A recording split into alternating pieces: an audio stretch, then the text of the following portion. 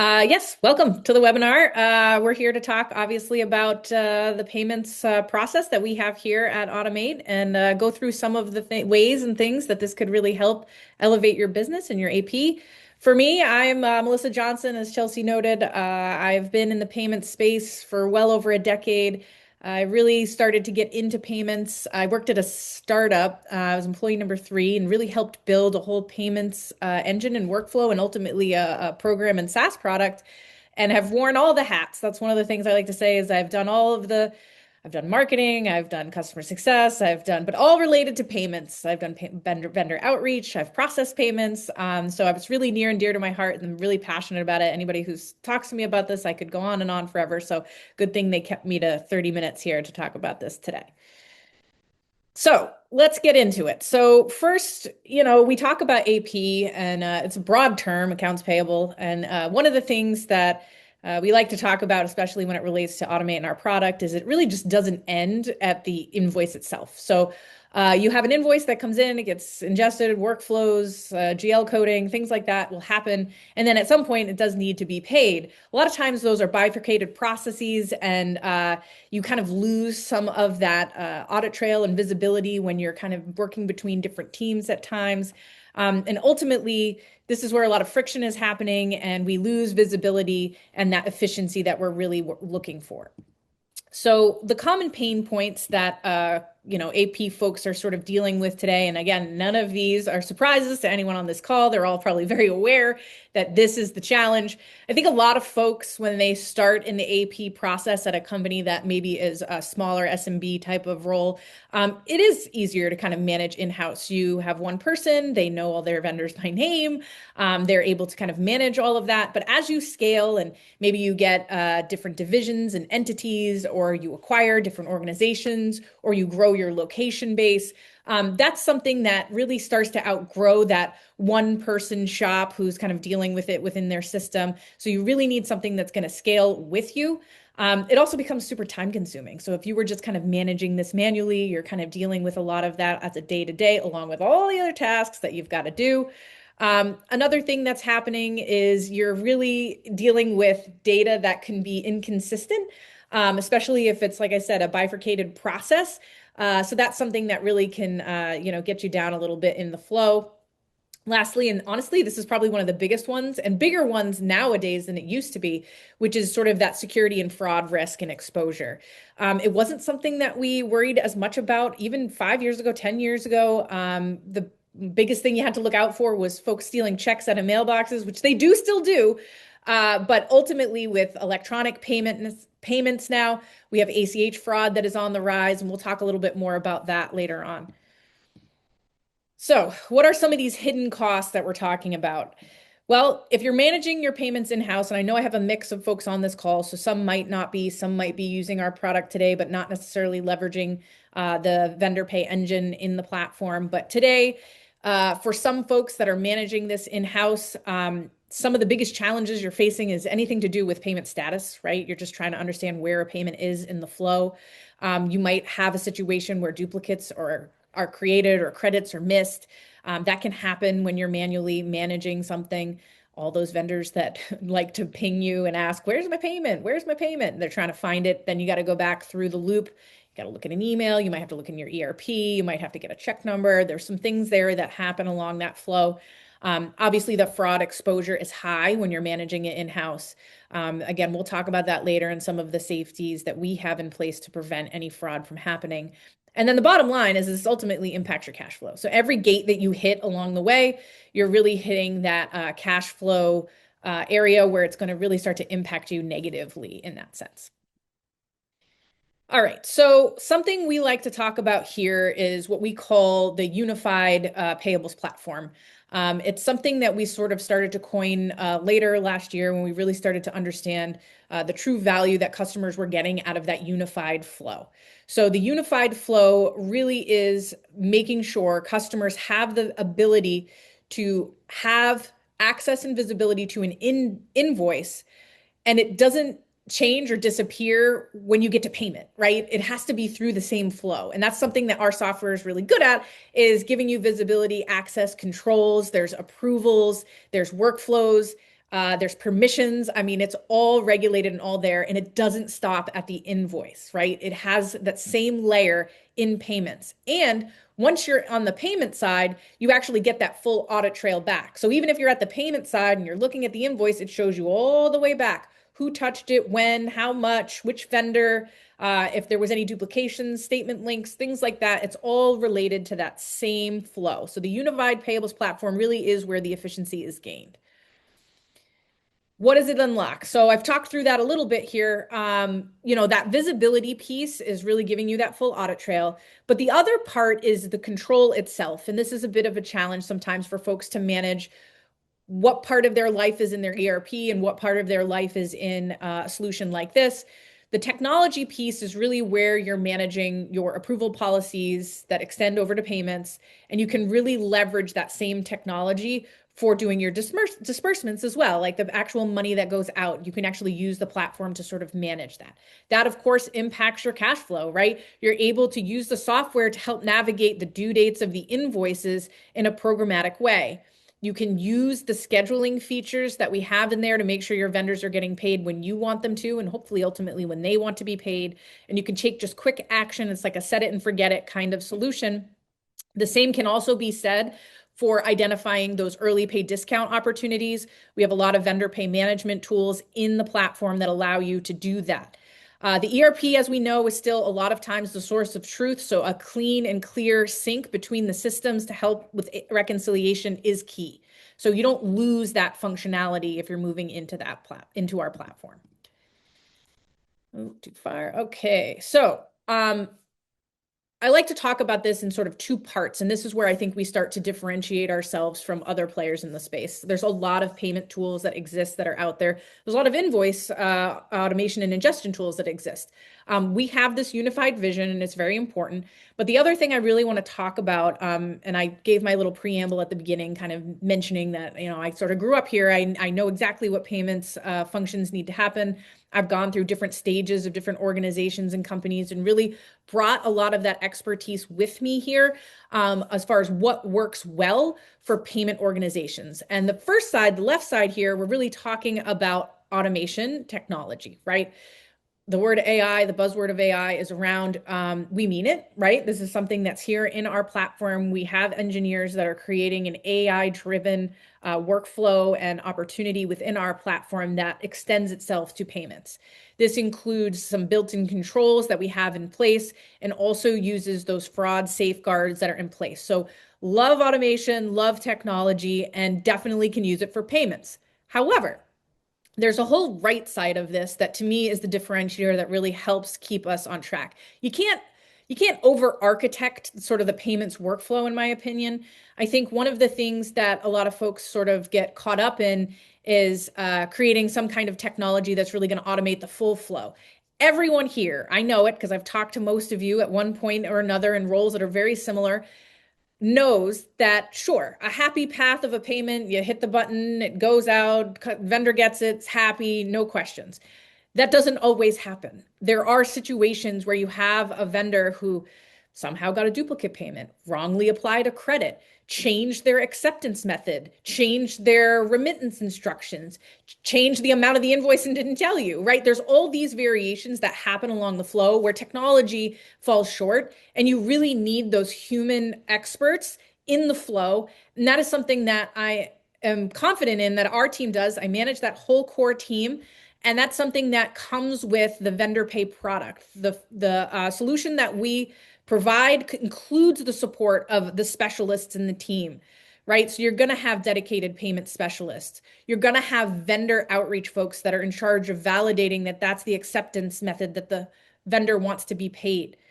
You also have dedicated folks in issue resolution, right? They're there along the step of the way. That's something that's very important, and I wanted to make sure to call that out today. So let's talk about different payment methods. I get a lot of questions on this. We talk about virtual cards, ACH, checks. Really, they're optimized for how your vendor wants to be paid, and that's a common question that I get. So I really want to talk about, especially virtual cards to start, because I do get that question a lot.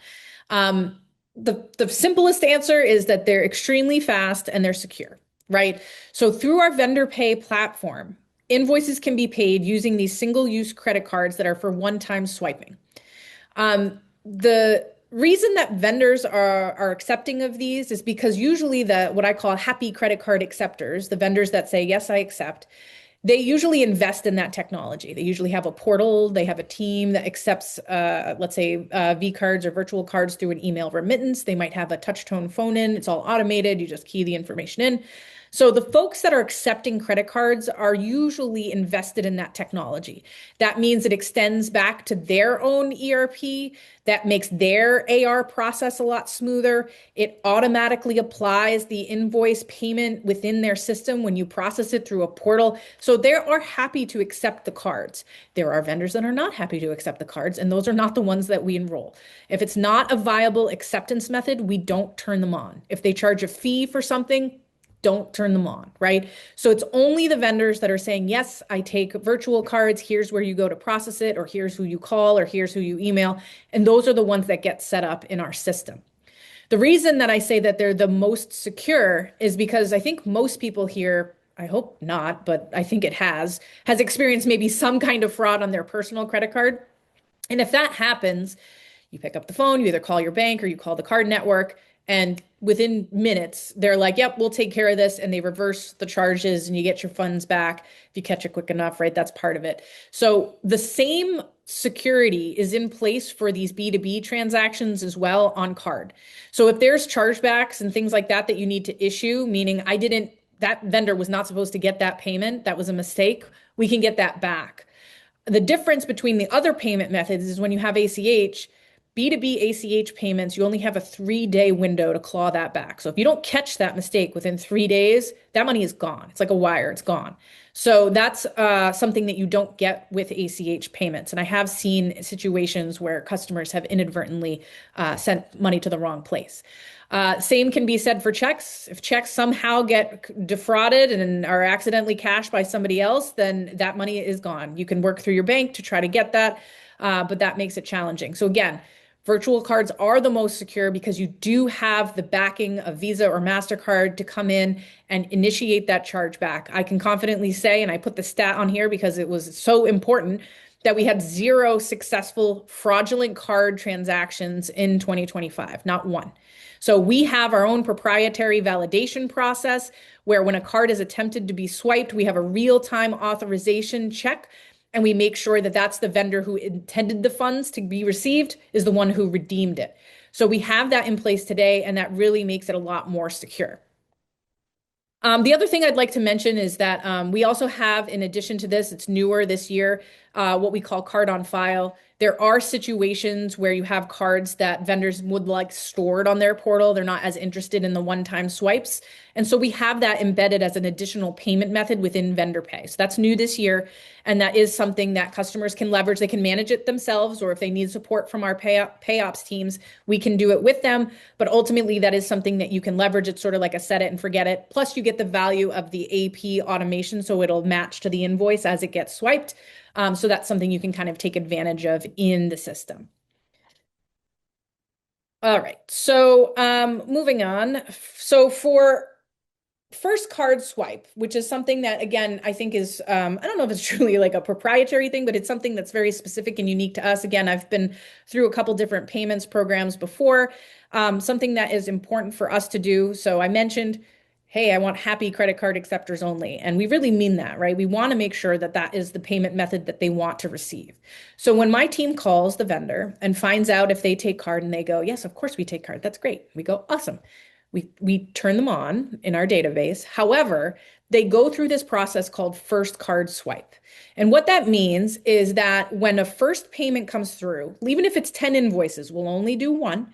And we reach out to that vendor and say, hey, I have one right here right now. You said you took cards. Are you sure? Because I have it. And we can process it here together to make sure that it's going to go through. If it's a portal, we'll process that one. And that way we can catch any of those situations which happen where somebody goes, oh, I didn't really realize what you meant. No, we don't actually take card. I thought it was something else, right? That has happened, or their policy changed by the time we activated them to when the payment was ready. And so what that does is it's that second layer of validation It is that still that human touch to make sure that the person who said yes means it. And then you don't have to deal with any of those sort of mass refunds if there's like six invoices and across, seven different locations and we flipped it on and now all of a sudden they said no and we have to return all of it. It's kind of a pain. So we really try to make sure to go through this process as best we can to make sure that can happen. So let's talk about ACH for a second. Obviously, that's a close second as far as the payment method we'd like to pursue. On the ACH front, we do a lot to ensure that we can reduce fraud as much as we can. The bad guys are out there. They're going to try to infiltrate anything that has to do with payments, of course. They are absolutely going to try to find a way to intercept, especially through an online process, right? So we have seen a lot of attempts at scams related to bank account changes. They can impersonate people within emails. We've seen them hack clients' emails and email us to try to make us update a bank account. It happens, even for the most of us, especially with AI, that can really look real and legitimate, and folks fall for it all the time. So what can we do? Well, one of the things that we do is we do a bank account validation through every step. We use a risk intelligence technology that allows us to validate the bank account information against a network of banks across the United States, right? So not only we're matching on name, but we're matching on like the overall health of that bank account. When was it open? Has it had any fraudulent activity? Are there any returns against it? And so we can basically grade them so that we can only allow for the ones that I guess you can call green kind of go through. If it doesn't, or there's not enough information or history, we'll flag that to try to get additional information before we let you go ahead and just make a payment to it. It's something that we really want to make sure that is secure as possible. So that isn't something you can kind of manage in-house. You don't have access to these types of tools. So anytime a bank account is set up and changed, we go through this same process. I have a whole risk and fraud team. This is their sole job. It's just to check this information and make sure that it's valid using all the tools that we have at our disposal here and integrated into the platform. Also includes any audit trails. So anytime somebody goes and makes an update to a bank account or change, all of that's tracked and stored. You don't have to guess, well, who updated this? It's all there. You can see that. You also control the invitation to the ACH. You can do it securely through our platform. You can use the bulk import tool. If you've collected that all yourself over the last year or two, you can use that and still get the security of validating all that bank account information within our platform. So moving into the sort of the security and trust piece related to the vendor, right? So one of the things that we commit to when you guys are signing up for the VendorPay product that we have is really making sure vendors are paid accurately on time. I want to commit that there's human support through this process, that we have clear way for you to track payments, that you're not going to be chasing vendors down or they're not going to be chasing you. We're going to be that level one support for the program. And ultimately, we're trying to just help you build that trust with the vendors. They like the automated solution. They like being able to get electronic remittance. So as soon as you hit submit, they're going to get a remittance that says money's on the way and how they're going to be paid. So ultimately, you're not chasing any payment statuses anymore internally. You're not looking for those duplicates or credits that might be missed. You hopefully don't have to answer a ton of where's my payment. The vendor will have access to it, or you can direct them to us and, hey, use this email. I sent it through Ottimate. There's not as much cash flow unpredictability, right? You're able to kind of manage that through our platform and reduce fraud exposure. That's a really big deal through this process. So we wanted to highlight here a couple customers that have said some nice notes about VendorPay, just so you can kind of see what other folks are saying through this process. Ultimately, I think the one on the left here, Gen 4, they're a pretty big user of our VendorPay product.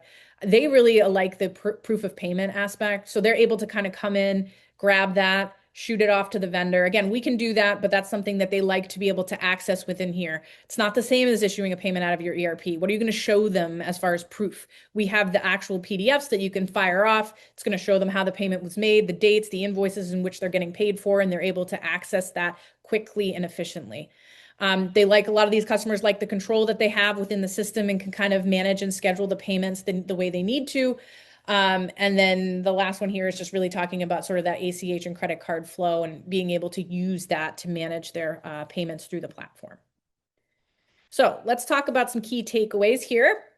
So Through the unified payables experience, we really try to complete the whole invoice to payment lifecycle. We really believe in that. I don't want to see folks using one tool for one thing, one tool for another, one tool for another. It really just, you lose efficiency in each step, right? It's just like almost like science where you lose the energy every time it transfers. So if you can commit to a full clean flow from the invoice to pay life cycle, those are the folks that gain the most efficiency. You get the most visibility. You've reduced your fraud, you gain more of that control, and you really can take advantage of the technology itself with all the automation, the AI, all that stuff we know and love, the permissions, but also get that support through the human element that is my team that is here to help make sure these payments get from point A to point B. Really starts with the cash management itself, giving you that full visibility and control into the entire life cycle of the payment itself. So we have a little bit of time here at the end. I'm going to kick it back to Chelsea to see if there's any questions in the chat that we can help answer. Yeah, thank you so much, Melissa. So we actually have a really, really great question that came in. Um, you're familiar with the changes that happened in California with alcohol vendors, correct? Yeah. Yeah, Yes. so they rolled out that electronic payments mandate. So the question is, can Automate pay the alcohol vendors in California comply with this new mandate? I'm going to answer that with my like lawyer hat on a little bit, right? Okay. So the language itself is vague. So, for those of you not in California or not paying vendors in California, it's a little convoluted. Basically, long story short, is that the state of California initiated and said, we really want all payments to liquor vendors to be paid via ACH. So, the short answer of that question is yes, of course, we can pay vendors via ACH. We did an audit of our system and tried to make sure that all of the liquor vendors were set up for ACH and not in check and not in V card. However, there's language in the text of that says that it has to be at the discretion of the vendor. So, like the vendor gets to choose their payment provider of choice.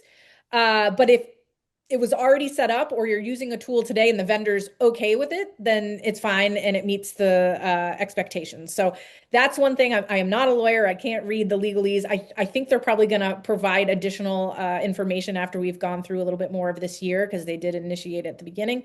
But ultimately, can we send ACH payments to liquor vendors in California? The answer is yes. The nuance, if it's initiated by the vendor or if it's initiated by the buyer is I think the thing that's up for question. But ultimately, if your vendor is comfortable with it and it does satisfy the ACH part of the question.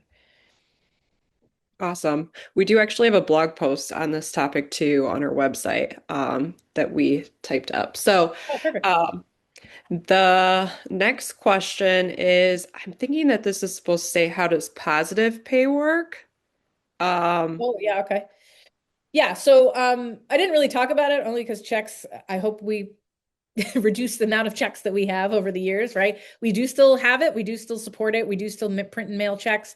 Um, we do offer positive pay. Positive pay is usually a format of a file that's set by your bank. We can do any format that you want, and we in fact can transfer the data. It can be via email, via FTP, after an upload. You can do it all types of ways, and we accept any formats that you might have for that. So yes, we support positive pay. And what that is basically your bank account. Anytime a check is presented to your bank or to be cashed by your bank, they validate the information on that check matches what your positive pay file is, hence the name. It's just making sure it's a positive match. Oh, this name is this name, and then they can let it clear. So we do support that, yes.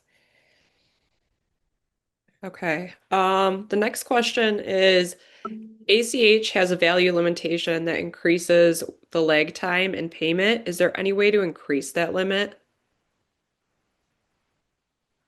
Oh, I know. Okay, I have to like follow the bouncing ball here. I think I know what we're saying here. So, um, for our standard ACH process, we have, I think it's $1 million cap per payment. If you try to initiate a fast ACH, there is a cap there. We can do customer by customer approvals to see if we can increase that limit. We just have to go through our risk and fraud team to make sure that that's eligible. But we should be able to bump that up a little faster if you're wanting to leverage the fast ACH functionality. So if it's an existing customer today that's asking that question, absolutely ask your CSM. And I'm sure Chelsea, we can reach back out to this customer and see how to do that. Okay. And then how do you handle vendors that need a card stored? Yeah, so that's I mentioned it, but this we can take an opportunity to explain it a little bit more. It is new this year. We did all of our beta last year, and we have the functionality that we call card on file, and that's exactly what that means, which is if the vendor accepts virtual card, but they need the card stored, that is something you can generate from within our application. It ties through the same program. You can store it there, and then anytime the vendor swipes the card, we're going to get the remittance information collected within our backend, tie it to the invoice that's related to that, and you'll be able to still optimize for vCard and take advantage of that. So we do have that functionality today. If you don't have that set up, because we're slowly turning it on for each customer, you can certainly reach out to your CSM and ask for that to be turned on. It's pretty cool. We've already pre-flagged a lot of vendors that already accept this method, but if you are aware of some of your own vendors that like, oh, I think of utilities, that's probably a pretty good example. I would love to be able to just store this card there and you know who it is, you can reach out to the CSM and they can set you up. Okay, and then kind of going back to the California mandate, question is where does fintech fit into this new California mandate? I think it's kind of follows that same answer as earlier. We are an electronic payments provider. That is noted specifically in that mandate that those are acceptable methods in which to send payments. I think the question is who's initiating the payment is the what's up for ambiguity, if it has to be through the vendor or through the buyer, or if just a middleman like us follows suit to the mandate. So I think we fit great in that mandate because it takes sort of that pressure off of the customer to try to set up individual ACHs through their bank for everybody. You can just set it and forget it and move it through the platform. Okay. Well, that is as many questions as we can get to today. If you had a question and we weren't able to answer it, we will reach out to you directly. Um, And yeah, so we did just release our State of AP Maturity report. We interviewed 200 financial leaders to learn where are the gaps and how has unified automation fit into those gaps. So we have a QR code on the screen, and we'd love for you guys to download it and read the report. So thank you everybody for joining us today. We really appreciate it. Like I said, you will be getting a copy of this webinar to your email shortly. So everybody have a great Thursday. Thank you, everyone.